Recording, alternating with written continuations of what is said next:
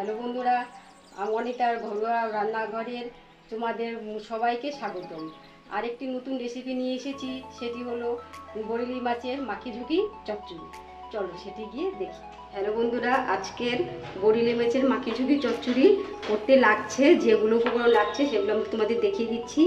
এই তো রয়েছে কাঁচা লঙ্কা বাটা, হলুদ, লবণ, এটা কুচানো কাঁচা লঙ্কা, চেরা কাঁচা লঙ্কা, আর রয়েছে কাশ্মীরি লাল লঙ্কা, আর রয়েছে এখানে আলু আর বেগুন ঝিরি ঝিরি করে কাটা, আর রয়েছে এখানে বরেলি মাছ, আর রয়েছে কাঁচা তেল। এগুলো দিয়েই করব, তাহলে দেখতে থাকো বন্ধু। আমরা প্রথমে নিয়ে নিচ্ছি এই যে ঝিরে করে কাটা আলু আর হচ্ছে বেগুন।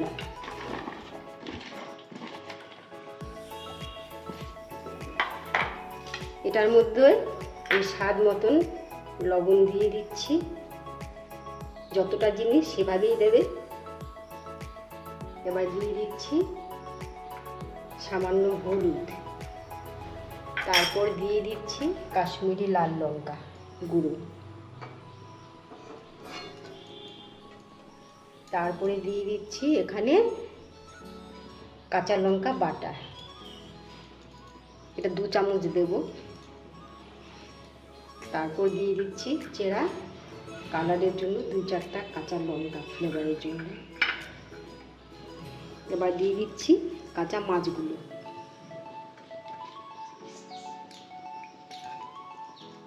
মেখে নিই। যেহেতু সবসময় খেয়াল করতে হবে এটা মাখার উপরে সবজিটা হচ্ছে, চচ্চড়িটা।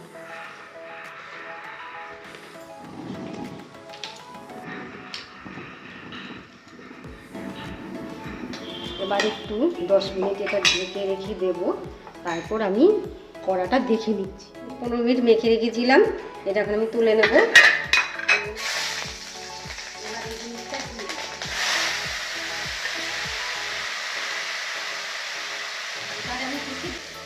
দেখতে থাকুন, যতটুকু সময় লাগবে। এটা আবার ফিরে আসছি, এখন তুলে নিচ্ছি। দেখো কেমন হয়েছে, নিয়ে নিই। কি সুন্দর গন্ধ বেরিয়েছে, হয়ে এসেছে। দেখেছেন কি সুন্দর ফ্লেভার বেরিয়েছে।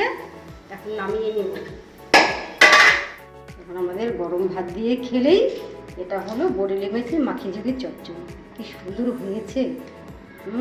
সেটা বেশ ভালো বেরিয়েছে, 2বার করে দেখে নিলাম, নামানোর পরেও দেখে নিলাম।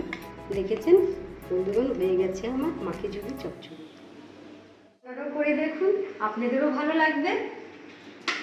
রেলগাড়ি সুপারফাস্ট।